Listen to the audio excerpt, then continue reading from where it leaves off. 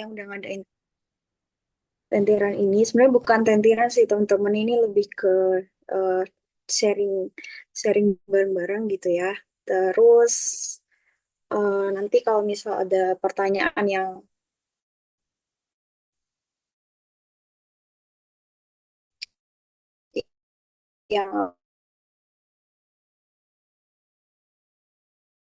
apa ya, yang bikin kalian bingung atau apapun itu nanti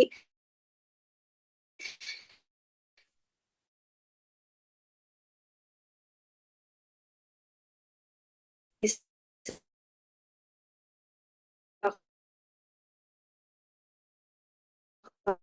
kalian.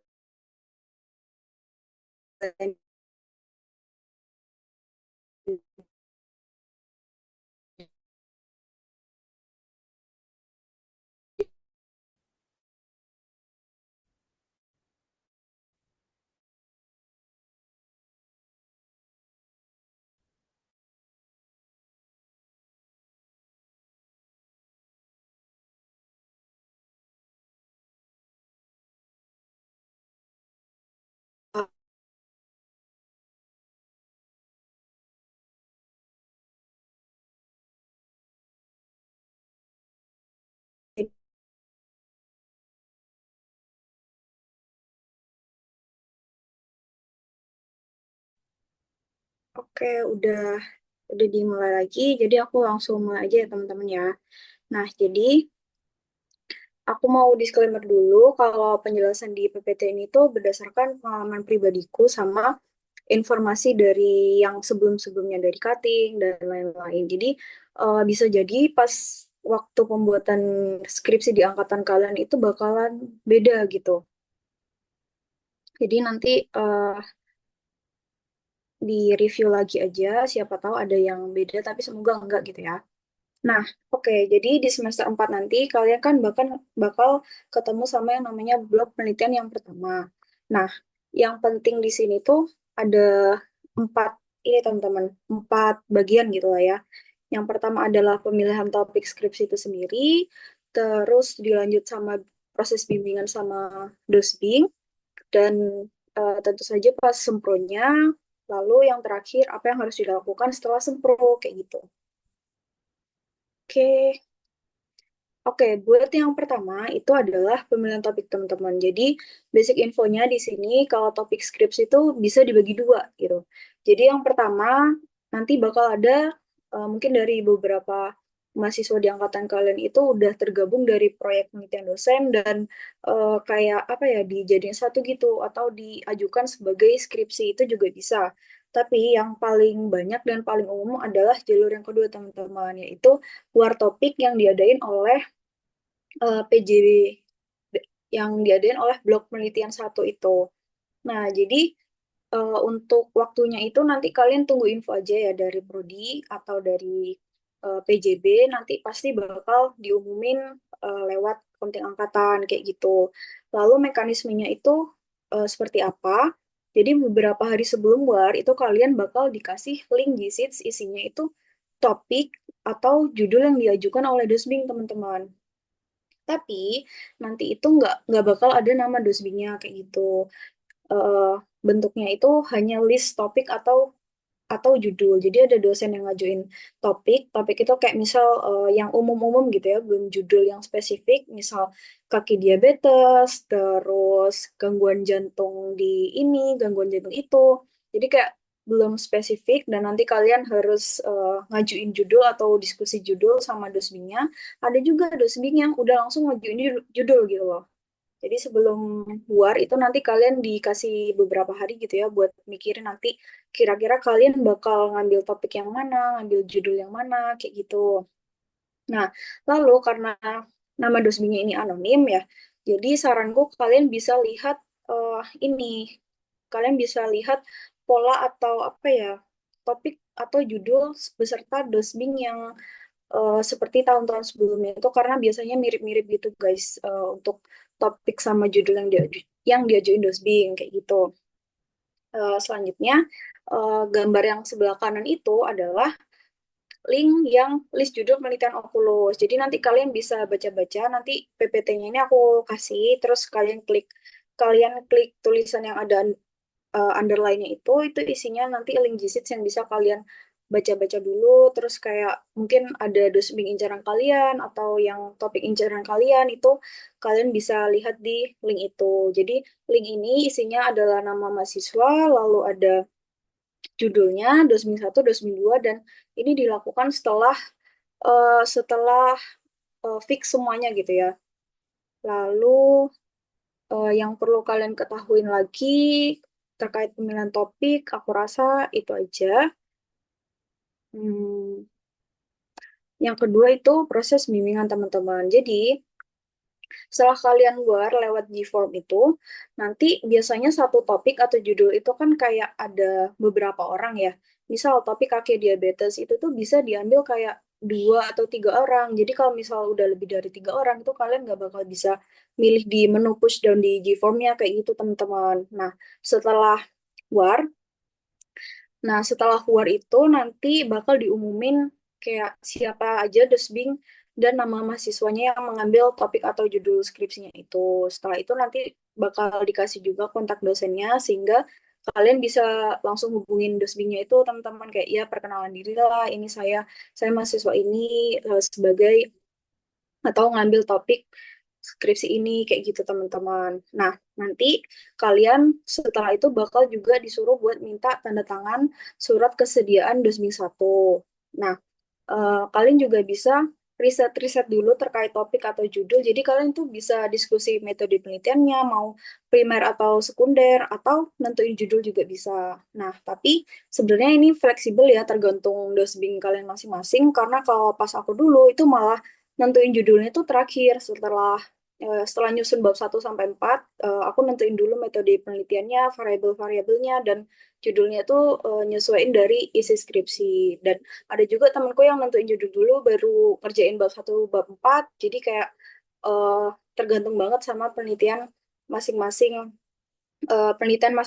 kayak gitu teman-teman.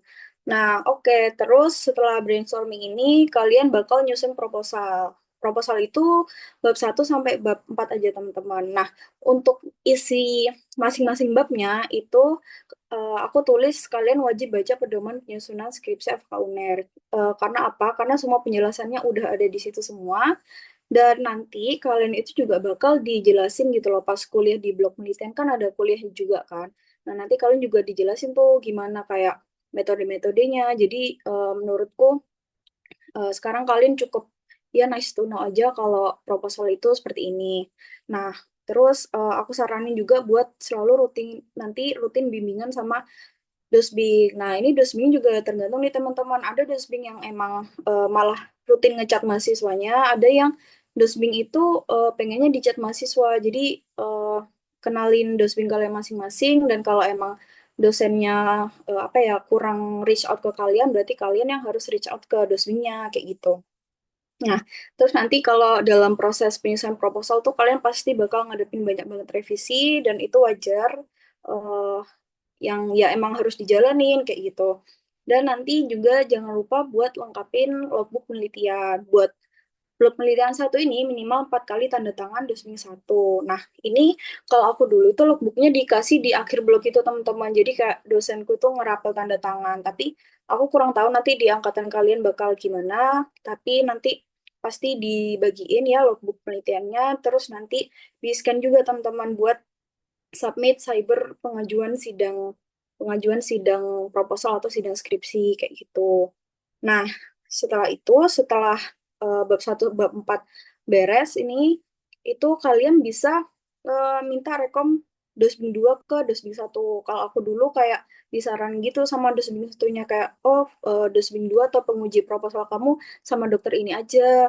Dan ada juga yang alternatif lain itu dosbing 2-nya itu ditentuin sama blok penelitian. Jadi kayak nanti kan link GSIDS-nya itu udah diisi nih misal topik sama judul kan dan juga dosbing satunya. Nah, nanti Mbak Yosi dari penelitian, Mbak Yosi itu sekrennya Dokter Puji, PJB penelitian, itu bakalan kayak ngebit seats-nya itu, teman-teman. Kayak beliau itu biasanya nyaranin, misal dosbing 2-nya itu dosen ini dari departemen ini. Kalian bisa bisa pakai pakai alternatif itu atau kayak ngajukan, Mbak Yosi ternyata dosen satu saya ngerekomen dosen ini sebagai penguji itu juga boleh. Nah, jadi eh, apa ya, fleksibel gitu lah.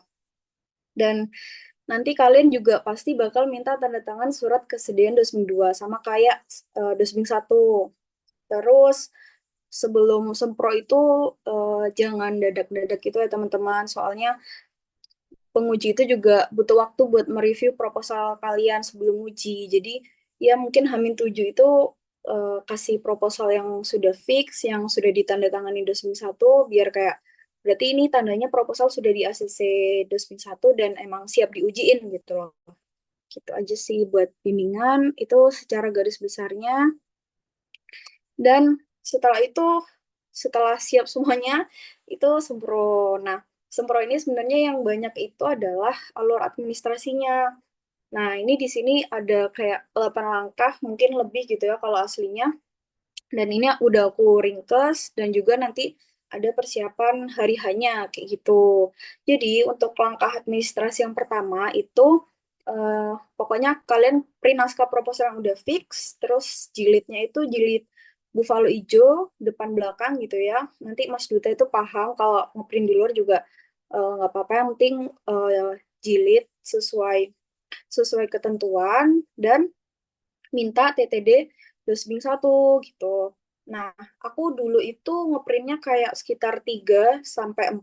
Jadi yang pertama itu buat Dosbing satu, yang kedua buat Dosbing 2, yang ketiga buat Mbak Yosi, yang keempat itu buat pribadi. Jadi kayak ya kalian atur aja sesuai kebutuhan.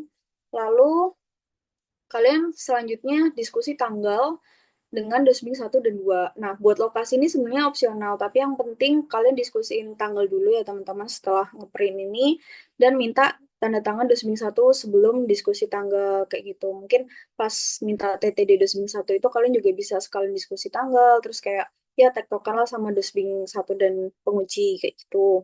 Nah, setelah oke, fix, dapat tanggal atau lokasi. Kalau lokasi ini mungkin kalian bisa tanya Dosbing satu gitu ya. Kalau misal Dosbing satu nggak ada saran, nanti mungkin kalian tanya ke Mbak Kunti atau Mbak Yosi. Jadi, apa ya, buat langkah ini tuh nggak saklek gitu loh. Tergantung kesepakatan dari Dosbing sama kalian. Nah, setelah itu yang ketiga, kalian print surat pernyataan kesediaan Dosbing 2. eh, ini nanti kalian sekalian minta tanda tangan buat surat pengantar sidang. Jadi langkah 3 sama 4 tuh kalian barengan. Jadi kalian print surat pernyataan kesediaan Dosmin 2 sama ngeprint surat pengantar sidang. Kenapa kok barengan? Karena surat pengantar sidang itu ada tanggal sempro dan juga lokasi sempro. Jadi makanya buat diskusi tanggal sama lokasi itu sebaiknya dilakukan sebelum ngeprint surat-surat ini. Lalu tentu saja yang kelima, selanjutnya kalian akan minta tanda tangan Dosming satu dan 2 itu di surat pengantar sidang dan nanti Dosming 2 juga nanda tanganin surat kesediaan. Nah, udah lengkap semua berkas, kalian serahin ke Mbak Yosi di ruangannya tuh di BKKM situ, teman-teman. Nanti kalian pertama eh, serahin surat pengantar sidang yang udah ditandatangan gitu ya. Terus surat kesediaan Dosbing 2 sama naskah proposal yang udah ditandatangani Dosbing satu. Nah, setelah itu diserahkan, itu kalian bakalan harus minta tanda tangan dokter Puji di surat pengantar sidangnya. Nah, setelah ditandatangan dokter Puji, itu kira-kira 1-2 hari ya selesainya, itu kalian langsung ke ruangan prodi. Itu nemuin Mbak Kunti untuk minta tanda tangan dokter Purwo di surat pengantar sidang. Dan tanya juga ruangan ujiannya, kayak misal, misal nih, kalau kalian udah nentuin lokasi itu, kalian bisa nanyain nomor sarplasnya, terus kalian mastiin sendiri lokasinya itu tanggal segitu available apa enggak. Nah, kalau misal kayak belum ditentuin itu kadang Mbak Kunti kayak ngasih rekom lokasi juga buat ujian dan ada beberapa ruangan yang emang biasa digunain buat sempro gitu. Jadi kayak tergantung nanti kalian gimana kesepakatan sama Dosbing satunya. Lalu langkah yang terakhir adalah submit cyber. Nah, submit cyber ini adalah pengajuan buat sidang proposal. Nanti kalian submit kayak judul, terus abstrak, habis itu PDF-nya proposal kalian, lalu logbook penelitian juga. Nah, Oke, semua berkas sudah selesai. Jadi nanti untuk persiapan di D-nya itu yang pertama sebelum sempro ini maksudnya hari H. Pas hari H itu sebelum sempro jangan lupa ambil berkas penilaian dan surat tugas dosen ke Mbak Kunti di Prodi juga. Terus saksinya itu minimal dua. Terus jangan lupa juga ya buat reminder reminder dosbing dan penguji itu Hamin ya pokoknya sebelum sempro nggak harus Hamin 1. Terus pastikan juga kalau bisa ruangannya itu nggak dipakai gitu loh, soalnya kan ini buat sempro kalian juga, jadi kalian harus mastiin sendiri karena Mbak Kunti nggak ngurusin sampai sebegitunya, jadi emang dituntut buat lebih mandiri sih teman-teman. Dan nanti siapkan PPT juga. Pointer itu opsional. Kalau kalian butuh ya siapin. Kalau enggak ya nggak usah. Terus konsum. Sebenarnya konsum ini opsional. Tapi tradisinya itu kayak udah biasa nyiapin konsum kayak roti, minum gitu. Jadi kayak eh, ya apa ya sebenarnya tuh nggak wajib. Tapi emang udah jadi kebiasaan aja sih teman-teman. Terus siapin ruangan juga. Dan jangan lupa siapin buat tanya jawab sama penguji, dosbing, serta nanti kalian bakal pas hari H itu dikasih kayak saran-saran revisi gitu teman-teman. Nah setelah sempro apa yang harus dilakuin? Eh, itu nggak habis sempro terus udah gitu aja. Eh, tidak seperti itu. Yang pertama setelah sempro ini kalian pasti ini berkas penilaiannya itu diterima sama Mbak Yosi. Kan eman kan kalian udah sempro terus kayak misal nilainya nggak diterima sama Mbak Yosi kayak atau nanti kayak ketelisut atau gimana kan eman. Jadi kayak kalian pastiin. Jadi biasanya itu harusnya eh, dosen yang ngasih ke Mbak Yosi. Tapi kadang ada dosen yang nggak tahu gitu kan ruangannya Mbak Yosi di mana. Terus kayak nyuruh mahasiswanya buat ngasih nilainya sendiri ke Mbak Yosi. Jadi kayak nanti kalian tanya tanya aja ke Dosbing 1 atau penguji buat mastiin ini nanti dikirim kemana kayak gitu berkasnya. Nah, setelah itu kalian bakal revisian kan, revisian itu tergantung juga teman-teman. Ada yang pengujinya itu netapin deadline 2 minggu, sebulan. Itu ada kadang yang ya udah woles aja santai. Jadi nanti dipastiin juga buat revisi itu berapa lama. Kalau aku dulu sih nggak dibatasin. Jadi kayak ya ya udah revisi-revisi sendiri gitu, ngumpulin-ngumpulin sendiri. Nah, jadi setelah revisi itu nanti ada berkas yang harus dikumpulin. Yang pertama itu naskah fisik yang sudah direvisi hard copy yang jilid hijau. Terus tanda tangannya nggak cuma Dosbing 1 aja, tapi ada tanda tangannya KPS, teman-teman. Terus yang kedua nanti kalian bikin CD, ngeburn CD gitu, isinya file naskah yang sudah direvisi dan sudah ada scan tanda tangannya, kayak gitu. Dan yang terakhir 2 lembar berita acara revisi. Harus 2 lembar ya teman-teman, dari Dosbing 1 serta penguji. Semisal nih, nggak ada revisi dari Dosbing 1, tetap kalian harus ngumpulin berita acara revisi. Tertulisnya kayak tidak ada revisi kayak gitu. Terus nanti Dosbing 1-nya tetap tanda tangan. Nah, karena soalnya sepengalamanku kemarin aku kayak kurang gitu kan. Ngumpulin lembar berita acara revisinya karena nggak ada revisi. Jadi aku pikir nggak usah ngumpulin lembar berita acara revisi. Jadi tetap tetap dikumpulin sesuai sesuai dosen yang ada di ruangan itu. Dan terakhir, pro tipsnya ini eh, ya opsional juga. Jadi kalau bisa kalian itu pas revisian itu scan berita acara revisi dan halaman pengesahan proposal untuk persiapan PHS subprogram 2 teman-teman. Karena kalau nggak gitu itu nanti mepet-mepet PHS itu kan diminta buat ngumpulin berkasnya. Itu kalian biar nggak perlu ke Mbak Yosi lagi gitu loh buat nyari-nyari berita acara revisi sama halaman pengesahan proposal yang ada tanda tangannya itu. Jadi mungkin tips dari aku berdasarkan pengalaman sebelumnya itu kalian pas ngumpulin revisi itu juga scan berkas-berkas yang kalian kumpulin ke Mbak Yosi kayak gitu. Oke, selanjutnya sebentar ya guys, sorry. Ini ada pertanyaan yang masuk, nanti aku izin jawab di akhir ya. Oke, nah ini tips and trick. Sebenarnya tips and trick tuh nggak bisa apa ya teman-teman ya, nggak bisa berlaku ke semua orang gitu loh, karena kan penelitiannya tiap-tiap mahasiswa kan beda-beda kan. Jadi kayak sebenarnya nggak semuanya bisa diterapin di penelitian kalian, tapi aku coba rangkum dari pengalamanku yang sebelumnya gitu ya.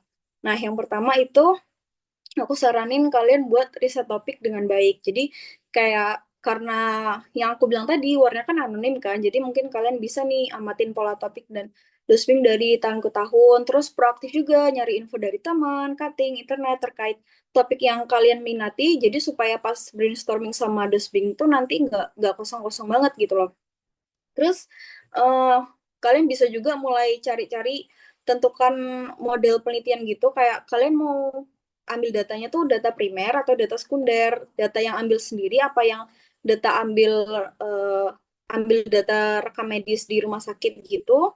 Terus kayak ya contohnya ini misal aku dulu tuh datanya data primer teman-teman di lab. Terus kalau retrospektif, ambil rekam medis di rumah sakit, terus apakah ingin meta-analisis atau sysref, systematic review. Jadi kayak, ya mungkin kalian bisa lah kayak, apa ya, mulai searching-searching dulu dari sekarang pengen penelitian yang seperti apa. Tapi nggak usah keburu karena masih lama, santai aja teman-teman, nanti takutnya malah overthink gitu kan. Jadi kayak, ini nice to know aja. Terus yang ketiga adalah usahain buat jaga motivasi kalian tuh tetap tetap konsisten. Nah, jadi kalian tuh boleh banget guys kerja keras, tapi jangan lupa istirahat biar nggak burn out. Terus ya cari support system mungkin dari apa ya dari keluarga, teman dan lain sebagainya itu bakalan sangat membantu banget. Karena kemarin aku kayak ngebut gitu, aku ngerasain apa ya ngerasain burnoutnya ngerjain penelitian ngebut. Jadi mungkin saranku kalian juga bisa santai aja ngerjain penelitiannya, nggak usah yang apa ya nggak usah yang terburu-buru banget karena kemarin aku ngebetul sebenarnya juga ada apa ya permintaan dari dosbingku juga, jadi nggak pure dari aku 100% pengen ngebut gitu sih. Terus selanjutnya adalah stop FOMO teman-teman. Nah, please banget stop FOMO karena FOMO ini bakal nguras tenaga kalian banget.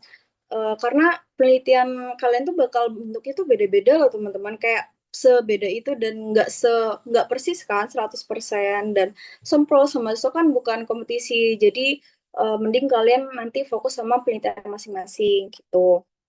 Terus mungkin saran yang bisa diterapin ini juga adalah kurangnya menunda. Nah, jadi proses ngerjain proposal sampai nanti kalian publikasi itu kan bakal panjang kan, bakal lama.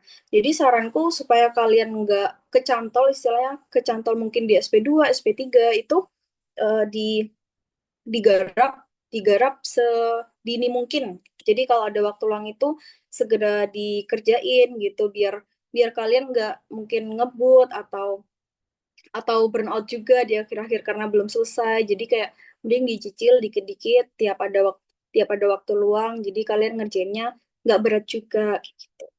Terus ada juga aku saranin ini proaktif sama dosbing. Nah, jadi kalian tuh nanti mungkin kendalanya beda-beda ya sama dosbing. Mungkin ada yang dosbingnya itu gampang ditemuin, ada juga yang dosbingnya itu slow respon, chat jarang dibalas gitu kan.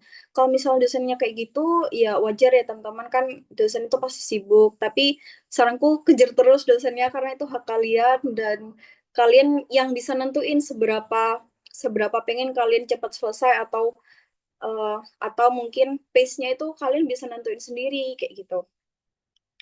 Terus saran selanjutnya adalah step by step aja teman-teman.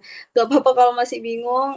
Aku pun sekarang kayak juga masih bingung untuk publikasi. Jadi kita semua kan baru pertama kali kan ngerjain skripsi, pasti pasti ada lah bingung-bingungnya itu. Jadi pelan-pelan aja kerjainnya satu persatu, dijalanin dan nanti insya Allah akhirnya bakal selesai juga. Dan yang terakhir ini manajemen waktu. Nah, kalian itu harus harus cari cara atur waktu buat ngerjain penelitian, urusan kuliah, organisasi dan lainnya. Jadi sebisa mungkin kalau saranku jangan sampai ngorbanin kuliah walaupun itu susah ya soalnya kan di semester 4 juga bloknya itu banyak dan mau nggak mau itu kadang kadang ngorbanin waktu kuliah juga. Jadi ya nggak apa-apa, kalian tahu apa yang penting buat kalian, prioritas kalian itu kalian sendiri yang nentuin. Jadi Jadi saranku cari cara aja buat atur waktunya karena aku dulu tuh sampai bolos kuliah tidak untuk ditiru ya. Soalnya kayak dosbingku target misal bab satu kamu selesai hari ini sorry selesai minggu depan gitu atau kayak beberapa hari lagi. Jadi kayak mau nggak mau aku ngebut kan sampai ngorbanin kuliah. Jadi kayak kalau bisa kalian jangan kayak aku, tetap tetap kuliah juga dan santai aja ngerjain penelitiannya gitu. Oke. Nah, buat tips and tricksnya sudah ya teman-teman. Nah, jadi aku bakal kasih tahu aja ya teman-teman sekilas tentang Semhas gitu. Karena kan masih lama banget ya Semhasnya. Jadi biar kalian ada bayangan dikit lah ya tentang Semhas. Jadi aku mungkin kayak ngasih spoiler dikit. Nah, oke.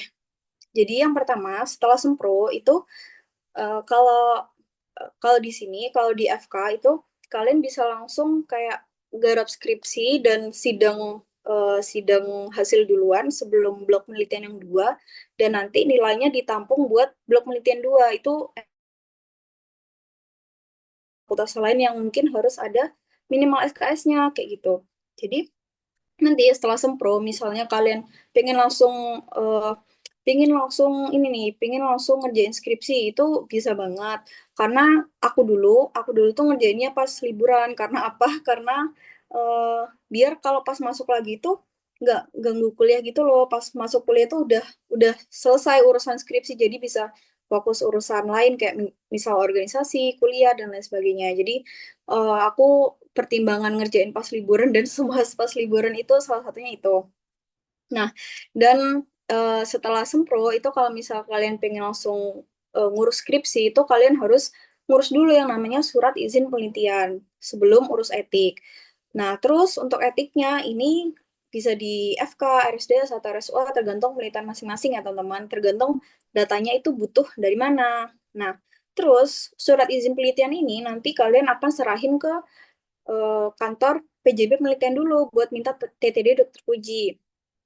Nah, terus setelah dari ruangannya Mbak Yosi itu, ruangan dokter Puji sama Mbak Yosi itu ruangannya sama ya teman-teman BTW. Nah, ini nanti kalian akan diarahin buat minta tanda tangan Pak Bibit. Nah, jujur aku baru tahu nama Pak Bibit itu setelah aku ngurus etik karena kayak gak ada yang ngasih tahu dan aku sungkan kan nanya Pak namanya siapa gitu masa datang nggak tahu nama bapaknya gitu kan jadi kayak ya udah aku kayak minta tanda tangan pokoknya bapak-bapak yang kantornya itu di seberang perpus gitu kan terus aku baru tahu kalau ternyata itu nama Pak Bibit tidak untuk ditiru ya teman-teman nah jadi kalian minta tanda tangan ke Pak Bibit ya kantornya itu di persis di seberang perpus yang sekarang dibongkar. Terus setelah minta tanda tangan Pak Bibi, kalian ke kantor akademik. Kantor akademik itu letaknya di seberang Gastang. Ha. Nanti kalian masuk aja di kantornya ke akademik, sebelah kanan pintu kalian masuk, sebelah kanan itu ada meja meja akademik. Nah, itu kalian nyerahin surat izin penelitian yang sudah ditandatangani Dokter Puji dan Pak Bibit. Nanti kalian tinggal aja karena proses buat pembuatan surat pengantar ini kayak semingguan gitu. Terus ya udah setelah jadi nanti surat pengantar ini diserahin ke kantor dekan, PJB penelitian, komite etik dan departemen-departemen lain yang terlibat dalam penelitian kalian kayak gitu. Nah, setelah setelah kalian ngurus etik, untuk caranya di link penelitian Oculus ada di akhir. Jadi buat langkah-langkahnya ada di situ semua. Tapi tenang aja teman-teman, nggak usah dipikir sekarang karena masih lama. Jadi ini nice to know aja. Setelah etik selesai, terus kalian ambil data, terus kalian olah data dan nyusun bab 5 sampai 7 kayak gitu. Terus urus administrasi, kalau semas ini ya mirip-mirip sempro, ada ya pasti tapi ada bedanya dikit. Terus kalian semas, revisi, dan lalu publikasi kayak gitu. Nah, itu sekilas tentang Semhas dan ini tuh ada link starter pack skripsi. Yang pertama itu info penelitian dari angkatanku itu menurutku udah lengkap banget, ada semuanya di situ. Dan link template surat kayak surat izin penelitian, surat eh, surat pengantar sidang dan lain-lain itu ada di situ semua. Nah, oke. Jadi Itu semua ya paparan singkat dari aku. Makasih banyak yang udah hadir malam ini. Semoga kebayang ya nanti bakal ngadepin apa di blog penelitian satu dan semoga lancar skripsinya. Dan mungkin aku bakal jawabin juga pertanyaan-pertanyaan teman-teman yang masuk di chat gitu ya. So, oke, kayaknya itu sih. Terima kasih banyak.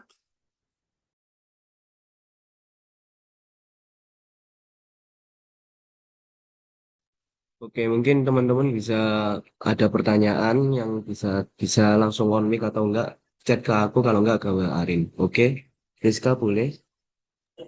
Terima kasih atas kesempatannya, Kak. Kak, saya izin bertanya mengenai penulisan judul di proposal skripsi. Itu yang harus termuat di situ apa saja ya? Variabel, subjek, lalu apalagi? Dan setahu saya kalau menulis proposal itu judul itu sebagai acuan. Jadi menulisnya itu bagaimana ya? Mulai dari akhir dulu, maksudnya misalkan penelitian sesuatu terhadap X. Jadi yang dibahas itu X dulu atau bagaimana? Em, Lalu apakah di semua proposal skripsi itu harus membahas tentang penyakit? Misalkan sudah ada subjek, sudah ada variabel juga. Apakah itu harus disangkut pautkan atau dikaitkan dengan penyakit gitu, Kak? Oke, oke, makasih banyak ya pertanyaannya Rizka. Jadi eh, sebenarnya kalau buat proposal ini balik lagi ya kayak yang tadi itu bakal beda banget antara kamu, temenmu, dan yang lainnya. Jadi sebenarnya tergantung dosen pembimbing juga. Kayak misal beliau itu seretnya gimana? Apakah inginnya kamu mengajukan judul kepada beliau, jadi kamu yang searching-searching sendiri, terus nanti beliau tinggal nambah-nambahin, atau mungkin beliau yang mandu kamu buat nemuin judul itu bisa juga. Terus apakah harus selalu membahas penyakit? Itu enggak, karena aku penelitiannya tentang biofilm, mikrobiologi, kayak aku pengen tahu efek dari minuman-minuman kemasan kayak apa ya, kayak teh botol gitu-gitu banyak banget yang aku uji terhadap ketebalan biofilm yang dibentuk sama Staphylococcus aureus. Jadi itu kan nggak bahas penyakit tapi terkait penyakit gitu loh kayak urgensinya karena S. aureus ini kan berbahaya juga kan. Jadi kayak kayak masih ada urgensi yang bisa untuk dibahas kayak gitu.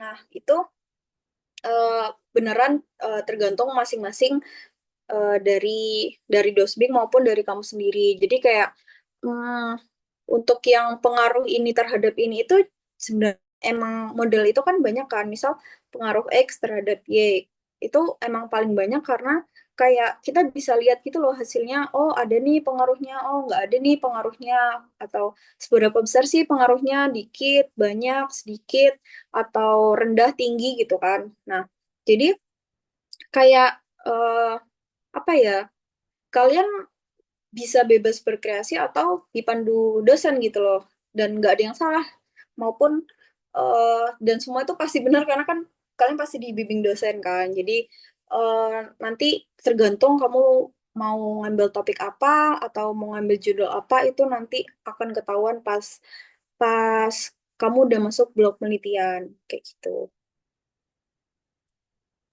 Terima kasih, Kak. Kak, izin tanya lagi. Oh iya nggak apa-apa. Yang penelitiannya Kakak biofilm terhadap Staphylococcus aureus itu penulisannya membahas Staphylococcus aureus yang terlebih dahulu atau biofilmnya terlebih dahulu, Kak? Itu sebenarnya kalau di bab 2 yang daftar sorry yang pustaka-pustaka itu aku bahas semuanya tapi kalau untuk di pembahasan kayak bab 5 bab 6 bab 7 itu aku lebih bahas ke efeknya jadi kayak ketebalan biofilmnya itu gimana jadi eh kur untuk Staphylococcus aureusnya sendiri nggak terlalu banyak dibahas jadi fokusnya itu lebih ke efeknya daripada si bakterinya itu. Terima kasih banyak, Kak. Oke, sama-sama. Nah, ini aku izin bacain yang, atau mungkin ada yang mau tanya on mic lagi, guys. Oke, kalau gitu aku izin baca dulu ya teman-teman. Jadi ini ada pertanyaan. Eh, Jika kita yang menentukan jadwal ke dosen untuk revisi, apakah boleh melakukan setiap hari atau dokter dokter dokter pembimbing ya untuk revisi apakah boleh melakukan setiap. Nah, sebenarnya sebenarnya kalau tiap hari itu sorry aku balik dulu ya HP-ku.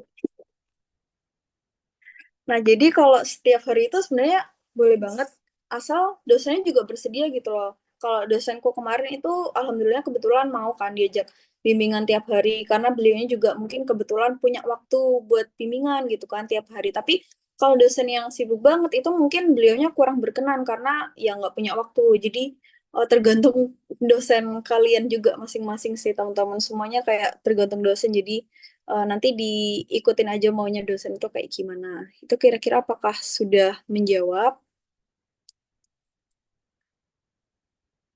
Oke, sama-sama.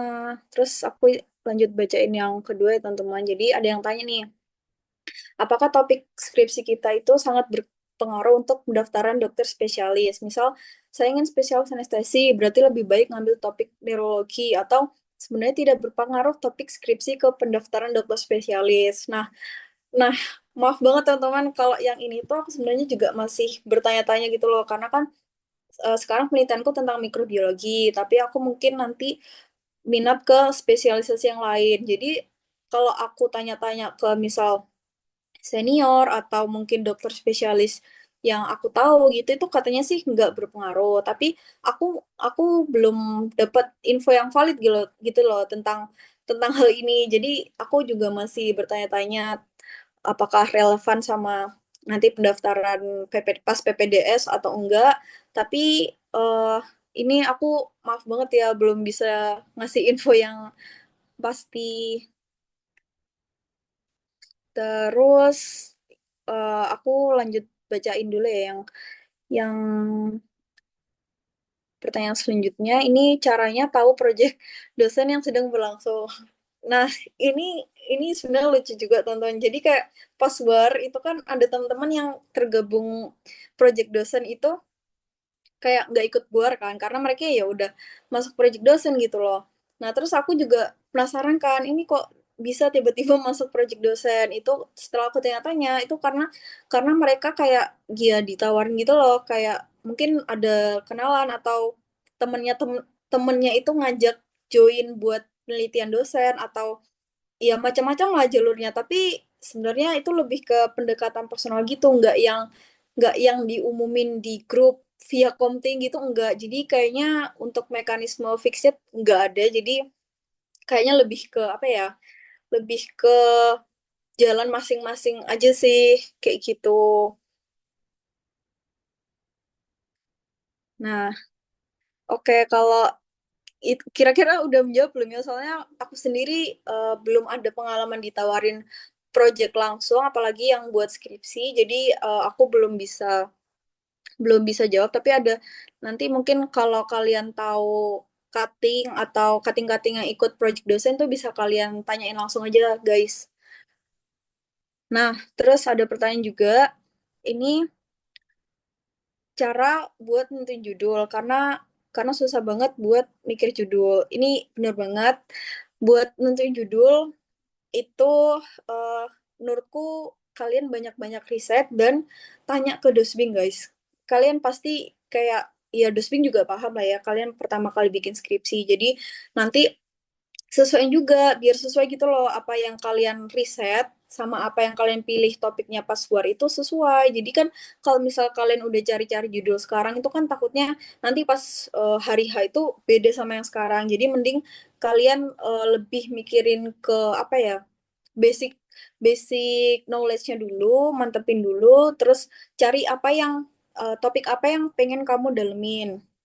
Dan nanti buat spesifiknya itu kalian bakal diskusi sama dosbing karena karena kalau nggak gitu itu nanti takutnya kalian udah kadung mikir apa ya terlanjur mikir berat-berat sekarang ternyata nggak kepake kan sayang banget gitu kan. Jadi saranku buat nentuin judul itu kalian eh, cari cari riset-riset dulu aja passion yang kalian minati, terus nanti kira-kira kalian lihat nih, kalian mau neliti bagian apa dari topik itu. Misal jantung, jantung kan banyak ya bagiannya. Misal penyakit jantung, jantung koroner, koroner. Nah, kalian mau kalian mau neliti subjeknya itu misal usianya usia tua, usia muda, usia anak-anak. Jadi nanti itu bakalan spesifik banget dan itu perlu perlu banget diskusi sama dosbing. Jadi buat mikir judul sekarang itu sebenarnya nggak apa-apa, tapi saranku lebih dalam mikirnya pas nanti aja kalian udah nentuin topik apa yang akan kalian ambil kayak gitu. Terus selanjutnya eh, kalau aku sendiri ngambil judul atau topik itu berdasarkan bidang yang aku suka atau mending yang cepat selesai aja biar kita cepat semhas. Nah, ini juga tergantung sih teman-teman. Kalau kalian ngejarnya cepet, pengen cepet semhas, ya udah berarti kalian ya prioritasin topik-topik yang sekiranya oke lah atau eh, cepat bisa cepat dikerjain. Tapi kalau kalian pengennya topik yang sesuai dengan minat kalian, berarti kalian harus udah siap dengan segala risikonya, entah itu susah ngambil data, terus nanti lama ngerjainnya. Jadi lebih ke kalian pengen yang apa, pengen yang mana gitu. Kalau aku dulu itu sebenarnya aku lebih ke eh, penelitian, aku nyari penelitian yang kira-kira bisa aku handle dan aku kebayang. Jadi aku lebih kebayang buat ngerjain di lab, kayak aku tahu kan prosedurnya, metodenya, dan aku nanti harus ngapain daripada aku ambil data di rumah sakit. Jadi ya tergantung preferensi masing-masing aja. Nggak ada yang nggak ada yang salah kok teman-teman. Nah, terus ini ada pertanyaan lagi, publikasi untuk standar kelulusan itu apakah dari skripsi atau beda lagi? Nah, jadi publikasi eh, publikasi di FK itu sepengetahuanku pas dijelasin Dokter Purwo pas PHS Supro 2 kemarin itu skripsi itu wajib dipublikasi, teman-teman. Kalau misal kalian udah ngelakuin publikasi tapi topiknya sama beda sama skripsi itu bakalan ngegugurin kewajiban kalian yang publikasi tapi nge nggak menggugurkan kewajiban kewajiban untuk publikasi skripsi. Jadi kayak kalau misal kalian publikasi skripsi sorry belibet.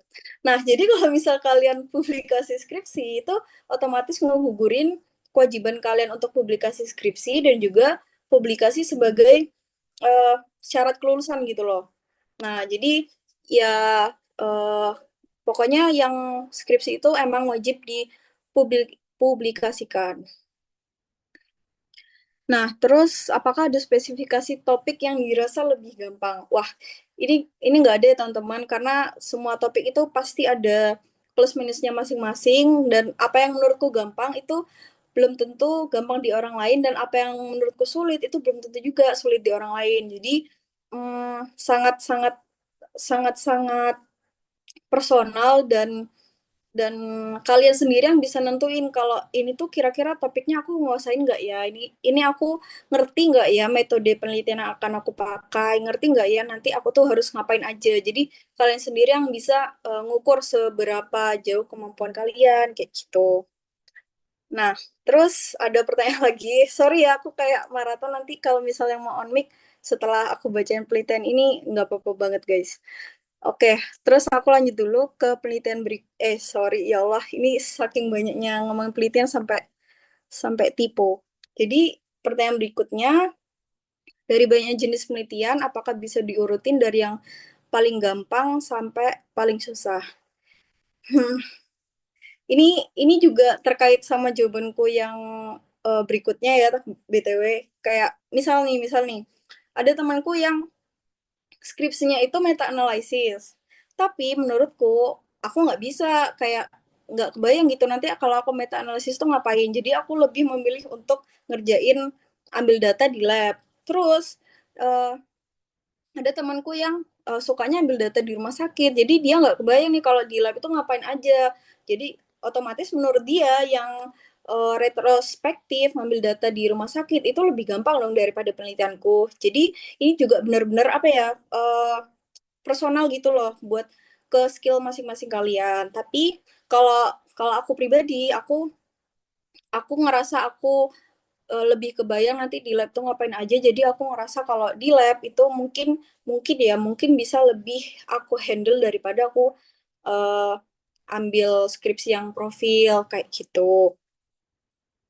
Tapi untuk plusnya skripsi kayak profil itu kalian nanti banyak kan yang ngambil ngambil skripsi yang tipe profil. Jadi mungkin bisa lebih diskusinya tuh bisa bisa lebih banyak tem diskusinya sama seangkatan kayak kayak profil-profil atau mungkin ambil data di rumah sakit itu lebih apa ya lebih nggak kerasa sendirian kalau di lab itu karena jarang jadi aku kayak ngerasa sendirian juga terus kalau misal meta analisis itu kan juga mirip-mirip lah ya sama lab kayak kita ngerjainnya sendirian dan di laptop aja gitu loh nggak yang ke tempat ini tempat itu jadi masing-masing itu pasti punya plus minusnya. Oke, kalau misal ada yang, kalau misal penjelasanku belibet, tanyain langsung aja ya teman-teman, nggak apa-apa banget. Aku izin buat bacain pertanyaan yang selanjutnya lagi. Ini ada yang tanya, untuk surat kesediaan dosen pembimbing satu, itu apakah perlu satu lembar saja, dan setelah itu suratnya dibawa kemana? Serta, apakah template surat tahun lalu bisa dipakai untuk tahun ini? Oke, sama-sama ya. Untuk materinya ini nggak apa-apa kamu banyak nanya karena aku juga paham kebingunganmu itu gimana. Jadi, iya untuk surat kesediaan dosen pembimbing satu itu perlu satu lembar aja.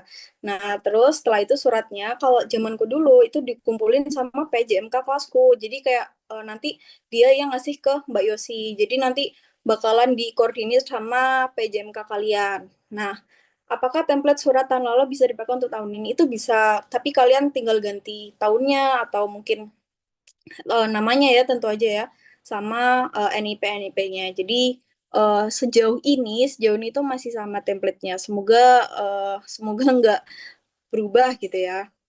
Terus ini ada yang nanya lagi, nanti di awal blok penelitian itu, apakah ada kita diajarkan dulu misal kayak metode-metode penelitian, struktural, atau tiba-tiba kita disuruh war dan langsung ke dosbing. Nah, nanti kalian nggak tiba-tiba disuruh war kalau teman-teman, nanti pasti ada materi dari dosen kuliah, kuliah biasa, itu kayak tentang penelitian, tapi jangan berharap kayak sedetail yang kalian harapin, karena dosennya bakalan jelasin garis besarnya dan untuk detailnya itu kalian harus lebih mandiri lagi kayak nyari-nyari sumber dari cutting, baca-baca skripsi cutting dan juga ya saling tanya sama teman-teman kalian yang lebih tahu kayak gitu. Jadi nanti bakal ada kuliah juga tentang metode penelitian itu untuk materinya tuh ada juga di Drive Oculus. Jadi kalian bisa lihat-lihat kayak ya biar kebayang nanti dosennya itu bakalan nyampein apa aja kayak gitu. Oke, sama-sama. Terus mungkin apakah ada yang ingin tanya lagi on mic atau chat gitu? Karena ini di chat udah aku bacain semua. Makasih ya pertanyaannya. Aku kira bakalan sepi, ternyata banyak yang tanya. Oh, ini ada yang kelewat. Oh, nggak jadi. Oke, sip, sama-sama. Iya, sama-sama ya. Ada lagi kah? Ini aku buat PPT-nya aku kirim di chat Zoom aja ya, soalnya Iya, HP Ibanis. Boleh. nggak bisa diklik linknya. Permisi Kak Arin, izin bertanya. Ya, Kak, untuk misal kita tuh kayak tadi Kak Arin, misal kita dapat topik yang nggak aware gitu Kak. Itu berarti pas kita ke bagian kayak semacam G-formnya itu kita bener-bener nggak ngapa-ngapain samsa, kayak kita nggak milih apapun itu dengan nunggu aja atau kayak kita eh di mana gitu Kak. nanti itu kalian tuh bakal disuruh minta tanda tangan dosbing gitu yang nyatain kalau mahasiswa ini benar tergabung sama proyek penelitian dosen sehingga nanti suratnya itu diserahkan ke Mbak Yosi atau ke PJB penelitian dan apa ya istilahnya kayak kayak pengganti guar gitulah soalnya kalian pasti nanti tetap bakal dimintain urusan administrasi kalau tergabung di penelitian dosen dan iya kalau pas war kalian nggak war, nggak usah buka Gform gitu. Baik, Kak. Terima kasih jawabannya. Sama-sama. Eh, maaf, Kak, izin tanya lagi. Mhm. Kemudian kan saya kemarin tuh sempat diberitahu juga katanya yang dosen pembimbing 2 itu adalah dosen penguji kita waktu sempro. Nah, itu berarti kita eh kayak semisal tadi misal tadi kayak kita ngajuin dosen pembimbing keduanya itu berarti kita sebelum sempronya atau kayak gimana, Kak? Soalnya kan kemarin setahu saya tuh bilangnya bahwa yang dosen penguji sempro itu yang bakalan masuk buat jadi dosen pembimbing 2 gitu. Jadi selama pengerjaan sempro itu kita cuma sama dospem 1, terus pas pengerjaan setelah sempro baru sama dospem 2. Itu bener atau enggak, Kak? Iya benar. Jadi pas sempro itu kalian benar-benar bimbingannya itu cuma sama sebelum sempro ya. Sebelum sempro itu bimbingannya cuma sama Dusbing 1. Jadi kalian ke Dusbing 2 atau penguji kan statusnya masih penguji kan. Kalau proposal itu kalian cuma nyerahin naskah gitu loh, nggak minta bimbingan apapun. Kalau aku dulu gitu ya. Dan setauku harusnya emang kayak gitu. Terus baru setelah sempro, statusnya penguji sempro kalian ini baru menjadi dosen pembimbing 2. Jadi nanti kalian bakal bimbingan sama eh Dosbing 1 dan Dosbing 2, dua-duanya gitu ya. Dan nanti kalian tetap juga cari penguji penguji buat semhas gitu loh. Dan kalian nggak bimbingan sama penguji ini sebelum semhas. Jadi konsepnya sama kayak proposal gitu. Apakah sudah menjawab? Sudah, Kak. Terima kasih jawabannya. Oke, sama-sama. Apakah ada lagi teman-teman? Oke, boleh Anti. Oke, makasih untuk kesempatannya. Mohon izin bertanya Kak Arin. Jadi eh, kemarin tuh aku kan join penelitian dosen Kak. Terus katanya sih kayak mulainya tuh awal Januari, terus Juni tuh publikasi. Tapi tuh sampai sekarang tuh aku masih belum dicat lagi sama dosennya buat mulai bantu penelitiannya gitu loh Kak.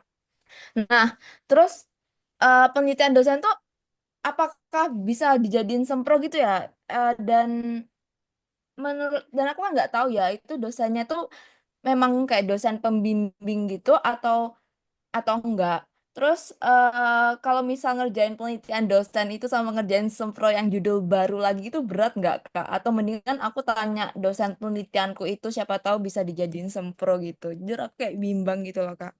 Menurutku sebaiknya kamu pastiin dulu kayak beliau berkenan nggak kalau jadi dosbing buat skripsi kamu atau mungkin penelitian ini dijadiin skripsi kamu. Takutnya kan beliau nggak ada pikiran buat jadiin itu sebagai skripsi kamu kan. Jadi mending dipastiin dulu boleh apa enggak. Semisal boleh berarti kamu lanjut dan nanti bakal tetap ngerjainnya itu kalau proyek penelitian dosen kan mungkin langsung bikin publikasi kan. Nah, jadi kamu dari penelitian dosen itu tetap harus bikin bab 1 sampai bab 4-nya berdasarkan penelitian yang kamu kerjain kayak gitu.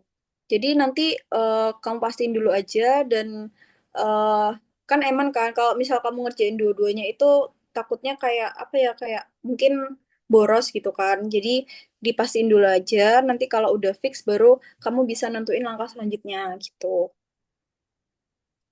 Oke gitu ya Kak ya. Terima kasih banyak Kak. Eh,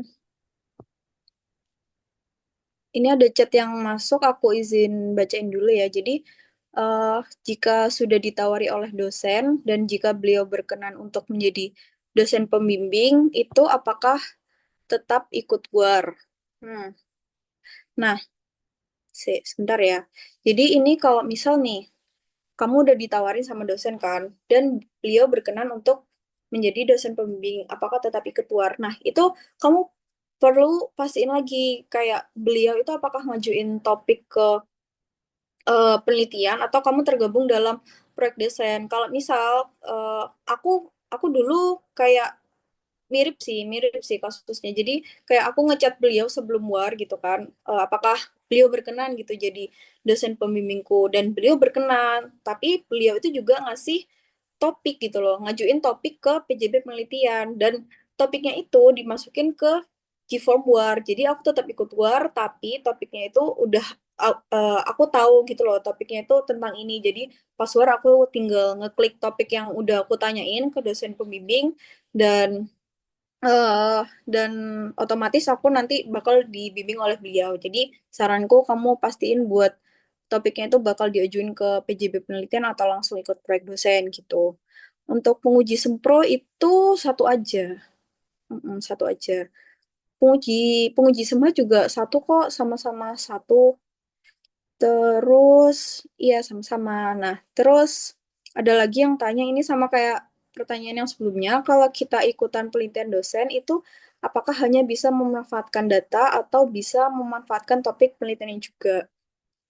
Ini juga tergantung sama penelitian dosenmu sih. Maksudnya kalau kalau misal kamu memanfaatkan datanya, itu kan berarti kamu nanti harus nentuin kamu mau meneliti bagian apa dari data ini, apakah pengaruhnya terhadap hal lain atau mungkin kalau topik penelitiannya itu kalau aku lebih kebayang kalau kamu udah punya datanya itu mungkin kamu mau neliti atau mau mau tahu tentang apa dari data itu gitu loh. Jadi kayak ini juga kamu perlu diskusi juga sama dosbimu. Maksudnya kayak kalau misal ini proyek dosennya kamu jadiin skripsi itu kira-kira nanti saya bisa meneliti apa atau bisa membahas tentang apa dari topik atau data ini gitu. Jadi sebenarnya ini bisa-bisa aja kok. Maksudnya skripsi itu nggak yang harus saklek kamu harus meneliti pengaruh ekstra DAPY atau apa gitu ya. Jadi ini eh, fleksibel juga.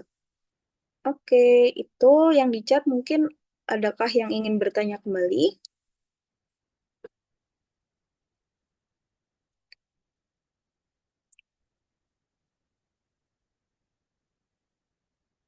Oke, Ibanis boleh langsung on aja. Eh, Kak Arin, maaf, sorry, izin bertanya kembali, Kak. Eh, untuk masalah pendanaan sendiri itu biasanya tuh kayak kita eh, sistemnya kita bayar-bayar semuanya sendiri dulu atau sistem reimburse atau kayak kita eh apa ya semacam semuanya full dari dosen atau kayak gimana, Kak? Baik dari pendanaan selama penelitian tadi kayak misal di lab gitu sama pendanaan buat publikasinya. Nah, jadi kalau di aku ya, ini aku kurang tahu yang lain gimana. Tapi kalau aku kan kemarin di lab itu aku beli bahan-bahannya pakai dana pribadi dan ada juga Minggu tuh kayak ngasih microplate gitu. Jadi nggak 100% dari dosen gitu, beliau kayak ngasih aku beberapa alat yang sangat membantu banget di penelitianku, tapi kayak hampir hampir ya kira-kira 80% lah, yaitu 80% tuh dana pribadi kalau kalau di lab ya. Tapi kalau kalian ambil data itu mungkin kalau ngurus etik kan bayar kan kalau di RSDS atau RSUA. Terus kalau misal di FK sih setauku nggak bayar. Terus itu bayar etik itu juga dari dana pribadi sih teman-teman setauku. Kalau ambil data di rumah sakit itu mungkin kalau kalau di RSDS itu kan kayak kalian ambil-ambil sendiri kan datanya. Kalau yang elektronik itu mungkin kan nggak ada biaya ya, tapi kalau kayak di RSUA yang misal perlu bantuan Mbak Masnya buat ngambil data itu mungkin kalian kayak yang ngasih seperti apa ya biaya jasa gitu kan ke Mbak Masnya itu juga dari dana pribadi saya setauku. Terus ada juga kalau misal proyek dosen itu misal disubsidi atau dapat dana dari pemerintah itu ya bisa juga ya. Jadi ada banyak banyak cara buat dana ini, tapi yang setauku itu banyak-banyaknya dari dana pribadi sih, Banes. Baik, Kak, terima kasih. Hmm, untuk reguler sidangnya pakai bahasa Indonesia. Iya, benar. Oke, apakah ada lagi, guys?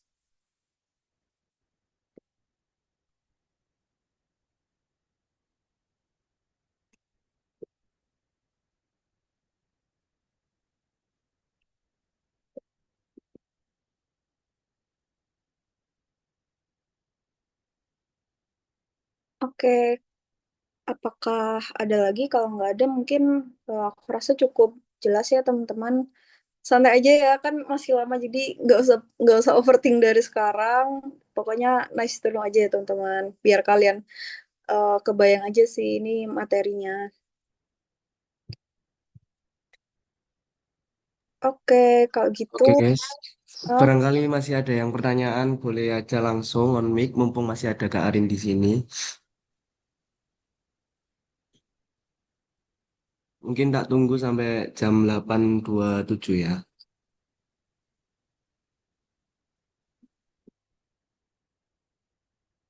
Atau nanti kalian bisa DM aku atau chat di line gitu, teman-teman. Aku ada di grupnya Lingua, nggak apa-apa. Chat aja kalau ada yang dibingungin. Gitu aja kayaknya ya. Oke, Sorry, mungkin kedengerannya. gitu aja sih Kak. Iya, mungkin kayaknya anak-anak ini sudah mungkin udah paham semuanya, udah jelas juga. Nanti recordnya mungkin saya up di YouTube terus tak kirim di grup ya teman-teman. Oke, sip, sip, sip. Makasih banyak ya teman-teman udah hadir. Semoga membantu. Semangat, semangat. Makasih Mbak Arin, Ya, sama-sama. yang nyempatin waktu. Makasih Mbak.